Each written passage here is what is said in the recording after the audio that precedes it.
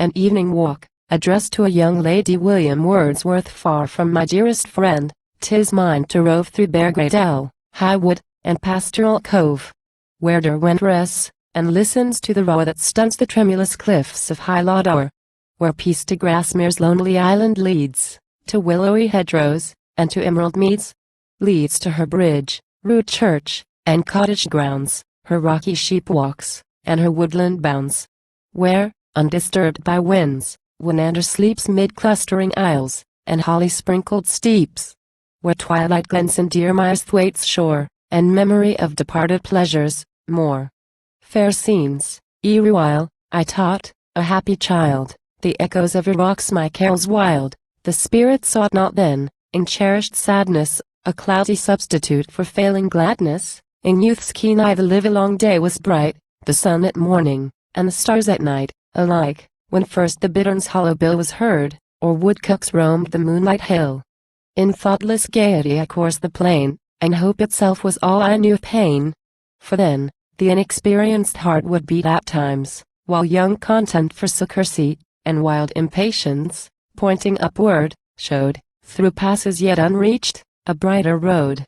Alas! The idle tale of man is found depicted in the dial's moral round.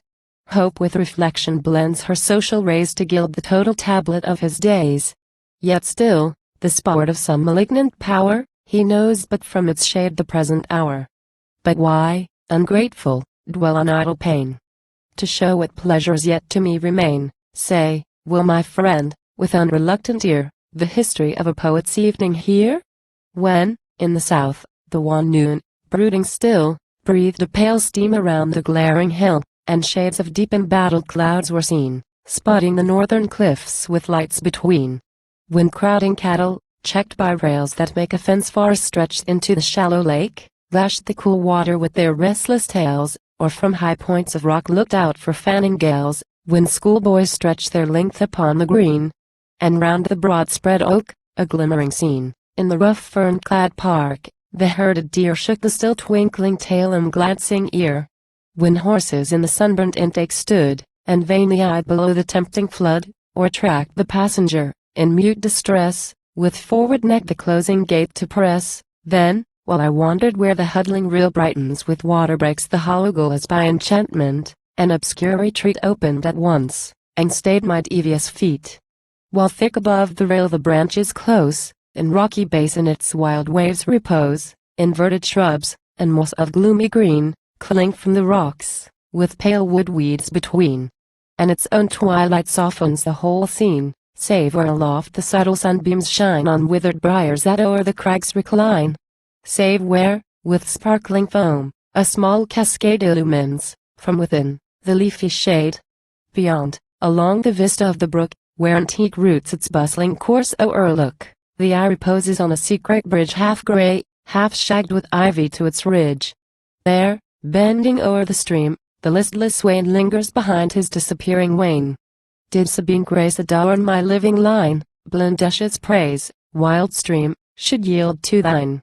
Never shall ruthless minister of death mid thy soft glooms the glittering steel unsheath. No goblets shall, for thee, be crowned with flowers, no kid with piteous outcry thrill thy bowers. The mystic shapes that by thy margin rove and more benignant sacrifice approve, a mind, that, in a calm angelic mood of happy wisdom, meditating good, beholds, of all from her high powers required, much done, and much designed, and more desired, harmonious thoughts, a soul by truth refined, entire affection for all humankind. Dear brook, farewell. Tomorrow's noon again shall hide me, wooing long thy wildwood strain. But now the sun has gained his western road, and eve's mild hour invites my steps abroad. While, near the midway cliff, the silvered kite in many a whistling circle wheels her flight. Slant watery lights, from parting clouds, apace travel along the precipice's base, cheering its naked waste of scattered stone, by lichens gray, and scanty moss, o'ergrown, where scarce the foxglove peeps, or thistle's beard, and restless stone chat, all day long, is heard. How pleasant, as the sun declines, to view the spacious landscape change in form and hue. Here, vanish, as in mist, before a flood zero of bright obscurity, hill, lawn, and wood. There, objects, by the searching beams betrayed, come forth, and here retire in purple shade. Even the white stems of birch, the cottage white, soften their glare before the mellow light. The skiffs, at anchor where with umbrage wide yon chestnuts half the latticed boathouse hide, shed from their sides, that face the sun's slant beam, strong flakes of radiance on the tremulous stream, raised by yon traveling flock. A dusty cloud mounts from the road, and spreads its moving shroud. The shepherd, all involved in wreaths of fire, now shows a shadowy speck, and now is lost entire. Into a gradual calm the breezes sink, a blue rim borders all the lake's still brink.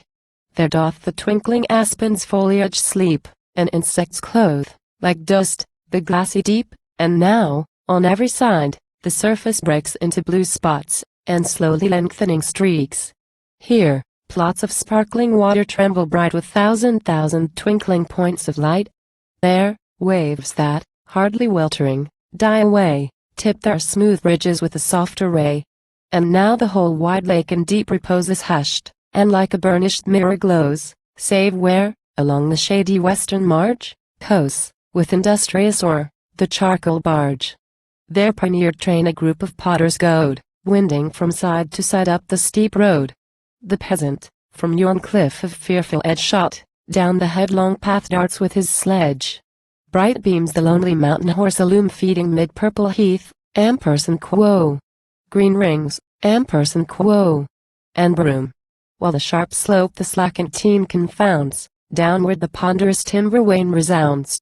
In foamy breaks the rill, with merry song, dashed o'er the rough rock, lightly leaps along. From lonesome chapel at the mountain's feet, 3 humble bells their rustic chime repeat. Sounds from the waterside the hammered boat, and blasted quarry thunders, heard remote. Even here, amid the sweep of endless woods, blue pomp of lakes, high cliffs, and falling floods, not undelightful are the simplest charms, found by the grassy door of mountain farms. Sweetly ferocious, round his native walks, pride of his sister wives, the monarch stalks. Spur-clad his nervous feet, and firm his tread. A crest of purple tops the warrior's head. Bright sparks his black and rolling eyeball hurls afar, his tail he closes and unfurls. On tiptoe reared, he strains his clarion throat, threatened by faintly answering farms remote. Again with his shrill voice the mountain rings, while, flapped with conscious pride, resound his wings. Where, mixed with graceful birch, the sombrous pine and yew tree o'er the silver rocks recline. I love to mark the quarry's moving trains, dwarf pioneered steeds, and men, and numerous wains.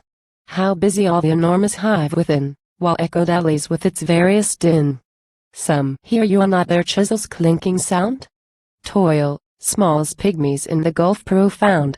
Some, dim between the lofty cliffs descried, o'er walk the slender plank from side to side.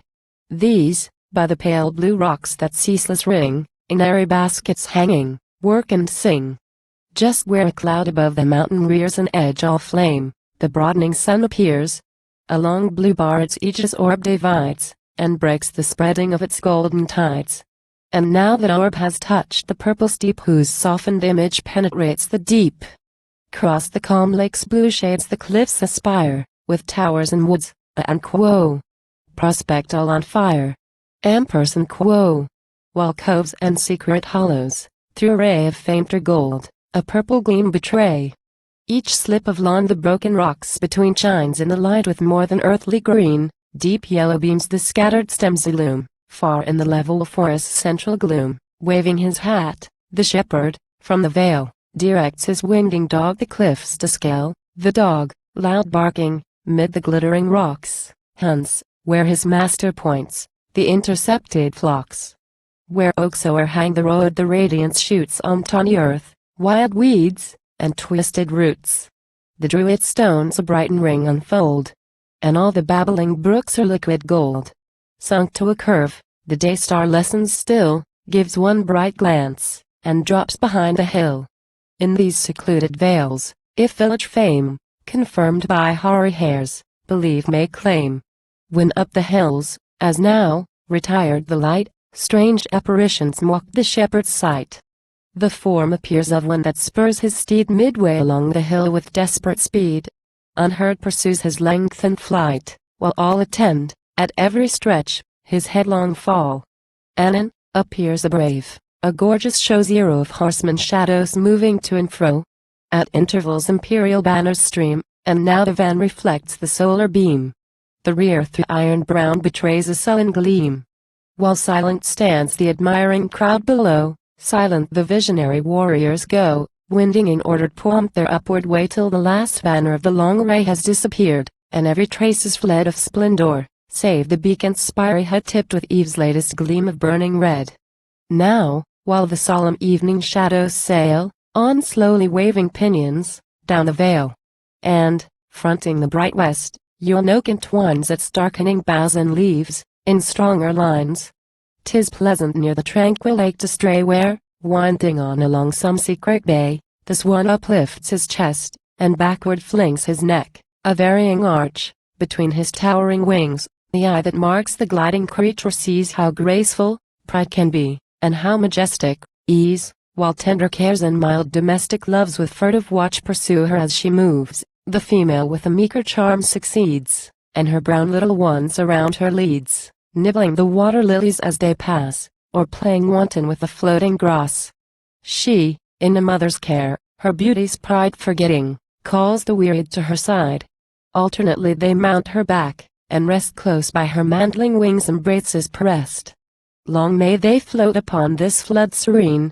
Theirs be these homes untrodden, still, and green, where leafy shades fence off the blustering gale, and breathes in peace the lily of the vale. Yon isle, which feels not even the milkmaid's feet, yet hears her song, ampersand quo. By distance made more sweet, ampersand quo. Yon isle conceals their home, their hut-like bower. Green water rushes overspread the floor. Long grass and willows form the woven wall, and swings above the roof the poplar tall. Thence issuing often with unwieldy stalk, they crush with broad black feet their flowery walk. Or, from the neighboring water, hear at morn the hound, the horse's tread, and mellow horn. Involve their serpent necks and changeful rings, rolled wantonly between their slippery wings, or, starting up with noise and rude delight, force half upon the wave their cumbrous flight. Fair swan, by all a mother's joys caressed, haply some wretch has eyed, and called thee blessed. When with her infants, from some shady seat by the lake's edge, she rose, to face the noontide heat, or taught their limbs along the dusty road a few short steps to totter with their load. I see her now, denied to lay her head, on cold blue nights, in hut or straw-built shed, turned to a silent smile their sleepy cry, by pointing to the gliding moon on high. When low-hung clouds each star of summer hide, and fireless are the valleys far and wide, where the brook brawls along the public road dark with bat-haunted ashes stretching broad, oft has she taught them on her lap to lay the shining glow-worm, or, in heedless play, toss it from hand to hand, disquieted, while others, not unseen, are free to shed green unmolested light upon their mossy bed. Oh, when the sleety showers her path assail, and like a torrent roars the headstrong gale, no more her breath can thaw their fingers cold, their frozen arms her neck no more can fold. Weak roof a cowering form to babes to shield, and faint the fire a dying heart can yield. Press the sad kiss, fond mother. Vainly fears thy flooded cheek to wet them with its tears. No tears can chill them, and no bosom warms thy breast their deathbed, coffined in thine arms.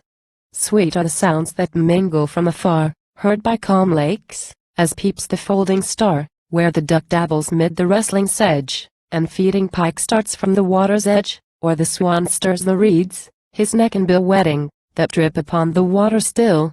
And heron, as resounds the trodden shore, shoots upward, darting his long neck before. Now, with religious awe, the farewell light blends with the solemn coloring of night. Mid groves of clouds that crest the mountain's brow, and round the west's proud lodge their shadows throw, like Una shining on her gloomy way, the half-seen form of twilight roams astray, shedding, through paly loopholes mild and small, gleams that upon the lake's still bosom fall. Soft o'er the surface creep those lustres pale tracking the motions of the fitful gale. with restless interchange at once the bright winds on the shade upon the light. No favored I was ere allowed to gaze on lovelier spectacle and for a days.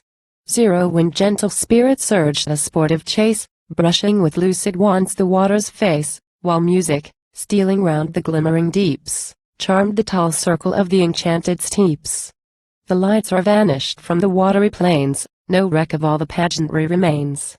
Unheeded night has overcome the veils, on the dark earth the wearied vision fails.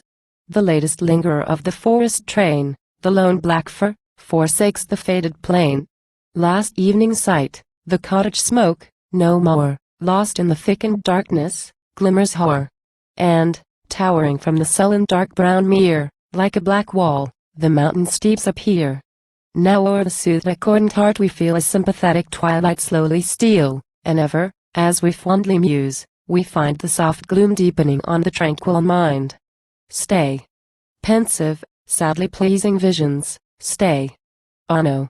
As fades the veil, they fade away, yet still the tender, vacant gloom remains. Still the cold cheek its shuddering tear retains. The bird, who ceased, with fading light, to thread silent the hedge or steamy rivulet sped, from his grey reappearing tower shall soon salute with gladsome note the rising moon, while with a hoary light she frosts the ground, and pours a deeper blue to others bound. Pleased, as she moves, her pomp of clouds to fold in robes of azure, fleecy white, and gold. Above yon eastern hill, where darkness broods o'er all its vanished dells, and lawns, and woods, where but a mass of shade the sight can trace, even now she shews, half veiled, her lovely face, across the gloomy valley flings her light, far to the western slopes with hamlets white, and gives, where woods the checkered uplands strew, to the green corn of summer, autumn's hue. Thus hope, first pouring from her blessed horn her dawn, far lovelier than the moon's own morn, till higher mounted, strives in vain to cheer the weary hills, impervious, blackening near. Yet does she still, undaunted, throw the wall on darling spots remote her tempting smile. Even now she decks for me a distant scene, for dark and broad a gulf of time between, gilding that cottage with her fondest ray, sole born, sole wish, sole object of my way. How fair its lawns and sheltering woods appear! How sweet its streamlet murmurs in mine ear! Where we, my friend, to happy days shall rise, till our small share of hardly paining sighs, for sighs will ever trouble human breath, creep hushed into the tranquil breast of death. But now the clear bright moon her zenith gains, and, reamy without speck, extend the plains, the deepest clefts the mountain's front displays scarce hides a shadow from her searching rays. From the dark blue faint silvery threads divide the hills, while gleams below the azure tide. Time softly treads. Throughout the landscape breathes a peace enlivened, not disturbed, by wreaths of charcoal smoke, that o'er the fallen wood, steal down the hill, and spread along the flood. The song of mountain streams, unheard by day, now hardly heard, beguiles my homeward way. Air listens, like the sleeping water, still, to catch the spiritual music of the hill, broke only by the slow clock tolling deep, or shout that wakes the ferryman from sleep, the echoed hoof nearing the distant shore, the boat's first motion, made with dashing oar. Sound of closed gate, across the water borne, hurrying the timid hare through rustling corn. The sportive outcry of the mocking owl, and at long intervals the mill dog's howl. The distant forge's swinging thump profound, or yell, in the deep woods, of lonely hound.